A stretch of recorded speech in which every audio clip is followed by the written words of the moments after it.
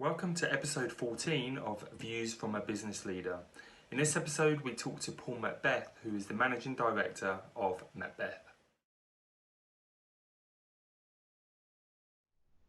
Okay, good morning, Paul, and thank you very much for your time this morning to come and talk to us on Views from a Business Leader.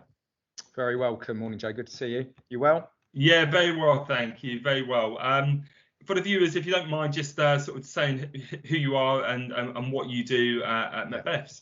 Hi, I'm Paul Macbeth, and I'm Managing Director of Macbeth's, and we are chartered insurance brokers, independent financial advisors, and a premium finance company. We're based in Field, Reading, and we look after over 3,500 clients, and that ranges from blue chip global companies to local contractors and offices and shop owners, and private wealthy individuals. Oh, okay, 3,000, pretty impressive portfolio. Yeah, it's gone up a bit. We've had some good growth in recent years, and we made our first acquisition at the back end of last year, which was exciting for us. And that's led to us. Yeah, we're now a good size business. I hope we got a good grasp on what's going on at the minute with business owners and. Yeah, I was going to say, it's so from your own perspective, how has it been? Because we're sort of in it still, and we've got through the car crash, and we're sort of everybody. I'm guessing from your perspective, people are working from home, and maybe give us a bit of an overview in terms of how you found it personally, and also for Macbeth's, and then we can talk a little bit about your clients as well. That'd be great. Okay. Right. Yeah. It seems like a long time ago now, doesn't it? I've lost count how many weeks ago it was, but so we've got a team of 34 in the office. Anybody that knows us probably knows that we have always reinvested into the office, into the business, heavily. So in terms of technology and capability of working remotely or flexibly, we were in a pretty good position, to be honest, to deal with this crisis. So that was lucky in some respects, good plan, I guess, in others. But yeah, it said we had that flexibility. So for us, moving to a remote, flexible environment wasn't a major issue for us. It obviously involved further investment in more portable computer equipment, etc. But in terms of our telecoms, our systems and everything we use, it's all hosted. Everything, we don't have anything local in the office. So in that respect, yeah, we were in a good position compared to most businesses. So what we've done, we've got everybody working at home. We have furloughed one person recently, and that's on our mortgage side. As you can imagine, that is difficult industry to be in at the moment. So yeah, apart from that one furlough, everybody is working remotely on a full-time basis and fully paid for that. Yeah, sure. So because you've got quite a vast array of businesses, I guess you've seen it sort of in multiple sectors, I'm guessing. So you've seen some businesses, like you say, the housing sector has sort of obviously plummeted a bit, but how are other sort of sectors responding in your experience?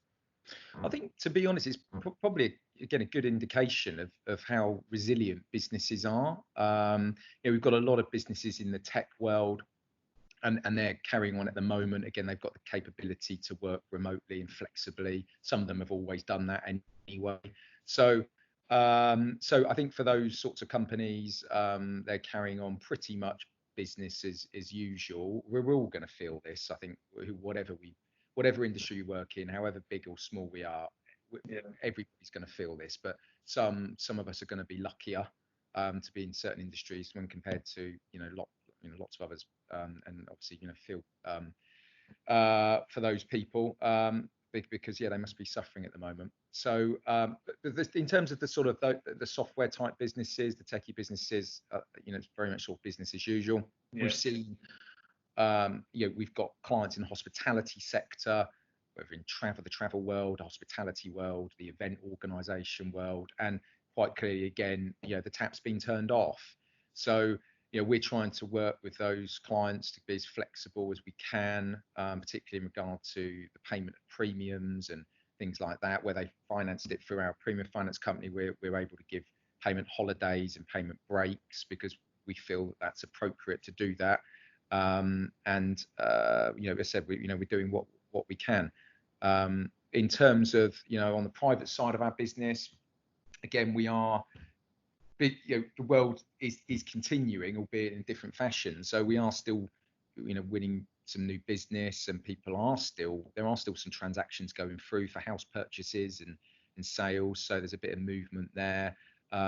For us, for our businesses, again, it's not so much of as I mentioned, turning a tap on and off. I mean, our business is continuing. Our business model is a repeat one. So, once we win a client, and we're lucky enough to win a client, then we look to work really hard for that client and win their renewal on a continued basis. So for us, it's different to that of someone in a sandwich shop or an estate agent or something, travel agent, where it's it's a little bit more either tap's been turned off, or with a estate agent you sell one house, then you have to go and find another house to sell. With us, obviously it's a different, more sustained model.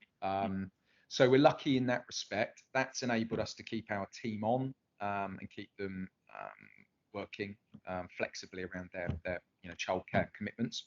Yeah. But yeah, it's in that sense, we've still got clients to service, and things are still happening, albeit on a much smaller scale. Yeah. So, and I'm sure if you talk to any lawyers or accountants, they'll probably tell you, similar things. But businesses are ticking over. That's for sure. Look, I know that, so obviously knowing you, I know your sort of staff are sort of at the heart of what you do as a business, and you're certainly a great employer. How are you tackling, obviously, everybody working from home with the well-being, the sort of mental health issues? What have Macbeth been doing to sort of brighten the spirits, I guess, of their employees and the local community, I guess, as well? Yeah, I think it's all got to be about communication, hasn't it? Staying in touch with each other. One thing, the way that we work, our office, we're an open plan environment with breakout areas and meeting rooms and things, but we're in one office, okay? So, and that creates a really strong team spirit that we've been really keen to maintain. And I think we've done a really good job collectively to do that. So staying in touch. I mean, number one, as soon as this happened, Ben and I sat down, Ben's one of my partners, and we said, look, we've got to be open with the guys, got to say it how it is. We don't know the answers to everything, but we've got to show leadership. We've got to be cool, calm-headed. We've got to be logical in our planning. We had a business continuity plan which we had to execute, and that went pretty well. So, but we had to be open with the team, and I think from the feedback that we got from some team members, that went down really well. That we didn't have all the answers. So I don't know anything any more about COVID really than anyone in my team. So but we've got to keep the communication channels open. So we did that. When they're working remotely, we make sure we split it out between Ben and James and myself and Simon, and making sure that we've got regular contact. So every week, we have weekly meetings. Management have daily meetings on Teams, and on a Friday at 5 o'clock, we try and get as many people together as we can for a virtual drink. Well, not actually a virtual drink, but you know what I mean. But a drink over Teams, and a bit of banter, etc. I do a video every Friday afternoon to the team with a real positive highlights of the week, to make sure that everybody knows what's going on with the business, and when we're winning business, when we're securing renewals, when we've got claims paid, when we've had claims declined, and as you know from the press, there's been an awful lot of claims being declined. So we're really fighting for our clients on that side of things. But yeah, making sure we stay in touch. We have good days and bad days. Everybody, I'm no different to anybody else. Friday for me, some few reasons, I was in a foul mood on Friday. That's one where you need, when you're in the office, you can turn around and your colleagues can lift vice versa, and you can share your problems. When you're working remotely, it's a bit more difficult. So yeah, staying in touch when we hear or somebody having a bit of a tough time or a bit of a bad day, then again, between the management, we'll make sure that we're in touch with those guys. One of the things that's come out of this lockdown is I'm sure for everybody is, just how good technology is. And it's, we'd had Teams for quite a while as part of our 365 package, but we hadn't used it massively, to be honest with you. But this is forced not just us, I'm sure most businesses, into using this technology, Teams, Zoom, etc. And as I said, it's made you realise how good it is. Can it replace face-to-face contact? Not for me, but it's a different way of working, and it's going to be a way that we're going to have to integrate into our sort of more agile working method. Yeah, I think it supplements what you do face to face, doesn't it? But no one can argue with how good the technology is. No, absolutely. I think it will become an integral part of working life moving forward. Certainly for my business, we're the same. We have Microsoft Teams, and we've used it sporadically for certain parts of the business. But now, obviously, everybody's sort of a bit of a dab hand at it.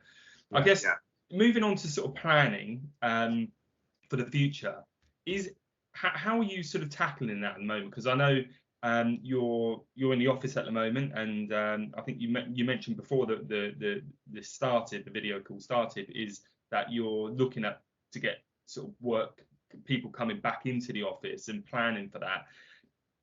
How's that taking shape?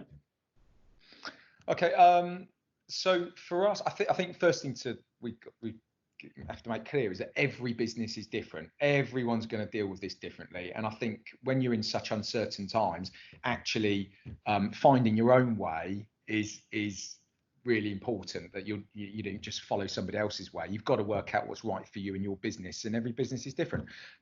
What I've done is from day one has been talking to other business owners, other like-minded businesses, mostly pretty local to us, so that we can swap ideas and make sure that we're picking up things from other people, other businesses, and vice versa. So I think that's been great to swap ideas, and brilliant for the community spirit as well. Reading's got a fantastic professional community, and then this is this sort of situation's just proven how good it is. So that's been really important for us as a business. I mean, we continued, all of our 3 businesses are regulated. We felt it was appropriate to keep the office open on a daily basis to do things like accept post deliveries, open post, accept payments, renew policies, and things like that. So we've had 2 people in every day into the office. Not initially, but certainly sort of, over the last 3 or 4 weeks, that's been the case. Wednesday's my day.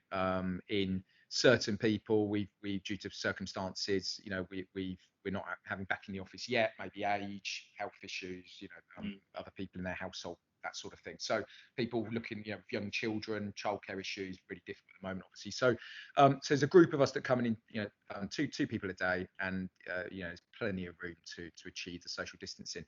For us as a business, I'm getting a bit itchy now in terms of getting back to something. And as we said, we don't know this phrase, this is the new norm. Then this may well be the new norm, but we don't know. But for me, getting us back in some shape or form is pretty important. And I think our people, the team spirit we've got, the friendships that we've got, a lot of our guys are very keen to get back into the office in some way. So we're planning for a soft reopening in June, and that's a process that we're going through at the moment with our health and safety people, our HR people, and obviously following the government advice, the 30-odd page document they've issued for 8 different industries, I think it is, off the top of my head. So going through all that, talking to our landlords, the managing agents, making sure we're on the same sort of along the same lines as them, regards to the communal spaces and the pinch points such as stairwells and lifts, but etc. But yeah, for us it's important that we open in a small way. So it's going to be a soft opening. We're going to have a maximum of 12 people in the office at any one day. they will be in continuous groups, so there won't be any mixing of those groups up. Yeah. And the 2 meter rule we can adhere to very comfortably here. And as I said, it's just making sure that we do it really slowly, really sensibly, making sure that the team are engaged and the team, fully aware of what we're doing. And so far, the feedback's been very positive. And people will just come in really 2 days a week, Okay. 3 days, but 2 to 3 days a week. And then there'll be a bunch that continue working at home, probably for I imagine most of the year, to be honest with you. Yeah. Yeah, and then I think that's a nice way of just gently introducing office life back to people, because we've been through mentally, everybody's been through a big shake up, and we're not sat there and worrying about we've got no income coming in, because we have got income, but so we haven't got those concerns, fortunately. Our concerns are more medium term and long term, but as I said, I think it's important mentally that people start to think about office life again, and gradually how it's going to work over the rest of the year. But I think it's going to be possibly early next year, after Christmas into New Year, before we have 34 people sat in this office again. And then how does the business change with the agile working, with the flexible working? What do we do? Do we offer some sort of balance? Because again, lockdown's taught us a lot of things, and some of it's been good. There's no doubt about it. There's been some positives, not for the obviously for people that have been suffering, but for those that have been lucky enough with health, there's some areas, family life and that work-life balance and things like that have been good, and it's taught us some lessons, that's for sure. So yeah, plan is to reopen, soft reopening, ease the guys back in June, and then just continue with that over the summer into the autumn, and then revisit it on a monthly basis, and revisit it and we'll see where we are come back end of autumn, winter time. No, it's brilliant, and it's great to get your view on that, and I think a lot of businesses and business owners will take heed from that, because I think your positivity sort of comes through in terms of you're dealing with it now, but you're very empathetic to the situation around you, which I think we have to be as business owners, being empathetic to everything around us. When you're talking about, again, looking at the risk assessments and things, for us, we only have one person who uses public transport, things like that. So we're in a different position to many other businesses, particularly those that are obviously working in town centres and city centres. So we're lucky in that respect. So it's a bit, it's easier for us to do things like this soft reopening. But yeah, for me, it'll be a positive thing. And I know we're not the only business in our development here in Arlington that are doing the same sort of thing in June. So yeah, but for me, very small steps. Yeah, absolutely. So appreciate your time again. Just to sort of end it, what's the probably number one piece of advice you might pass on if someone was come to you, another business owner has got a similar type of business or not, and is just sort of seeking advice? What's the sort of overarching message that you would provide? You could have warned me. Look, there's so many lessons that we've all learned, hasn't there? Because we it was unknown, wasn't it? And we're not going to have all the answers, I said before. But I think there's a few things that jump out to me. Probably number one is that, as I said before, that community spirit, leaning on other business owners. Everyone's got similar challenges, or at different severity levels, obviously. But I think that's important. The importance of having good, trusted professional advisors. Ben and I are on with our accountants weekly, to make sure that we're all on top of our figures and we know where the business is going and things like that. Because I said before, ours will be affected by our clients' loss of income and reduction in incomes and employment levels and things like that. So we're much more likely to suffer over the medium to long term rather than short term. But I think having good professional advisors, probably also maybe learning some businesses maybe did overstretch themselves. So again, not not trying to push things too quickly for the business, and making sure again when you've got cash in the business, and we're pretty risk averse given the fact we're in insurance. So yeah, that probably goes hand in hand. But yeah, I think that's really important. And I think the planning side of it, again, we love a plan here. Our planning is all pretty short, sharp, and focused. There's no big, long, multiple page business plans and things like that. It's pretty punchy. But our business continuity plan worked. And there's a lot of businesses that don't have them, and those that do have them, sometimes they're in the owner's heads. But you need to write it down, and you've got to share it with your partners. And because you've got to get feedback on it, but also everybody's got to be aware of what happens in the event of a disaster. But so that's all sort of really important stuff. But we could sit here all day and about one thing you touched on though. One thing you touched on about sort of your advisors and the network that surrounds you. I think I've spoken to a number of business owners that wish they had more of a network, and wish they had more of a sort of that, not a comfort blanket, but more of a other owners that they could go and speak to and discuss and get advice from, because I think it's so important in these times. I know you've got that around you, so it must be quite comforting for you that you have that, I guess, through the chamber and through other. Absolutely, Chamber of Commerce and local, Reading Professional, not just Reading, Newbury and all at Oxford, and we have got that strong network, and as I said, you have to just from day one appreciate that. As I said, we don't know everything, so to bounce ideas off everybody, or keep people that you're close with in business was vitally important. It's all free advice, and as I said, it's you're going through the same things. And I think in leadership, for me, I like the big play on leadership and things, but it was for us, it was an opportunity to show some leadership internally and externally, build some, enhance our brand internally and externally.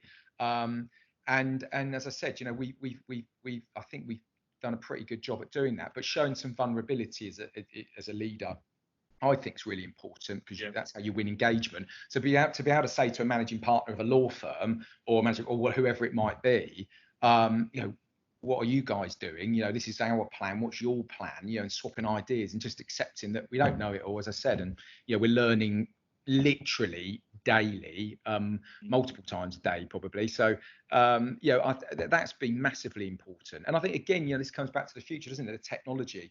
Where does this take us? It means that we can meet people virtually so much more frequently than what we were seeing face to face, because everyone's diaries are busy, and meetings might take 2 hours, etc. Things like that, particularly when I talk a lot. But yeah, it's interesting, isn't it? Where's this going to go? Where's networking going? Relationship building? Are you going to need to be in a room anymore? Are you going to use these sorts of bits of software? So we've definitely got an interesting future ahead of us, Paul. I really appreciate it. It's been a pleasure this morning to talk to you, and thanks for all your contribution, really. You're welcome, Joe. No, been an absolute pleasure. Brilliant. Cheers, Paul. Thanks very much, Joe. Cheers. All the best. Bye. Cheers. Bye.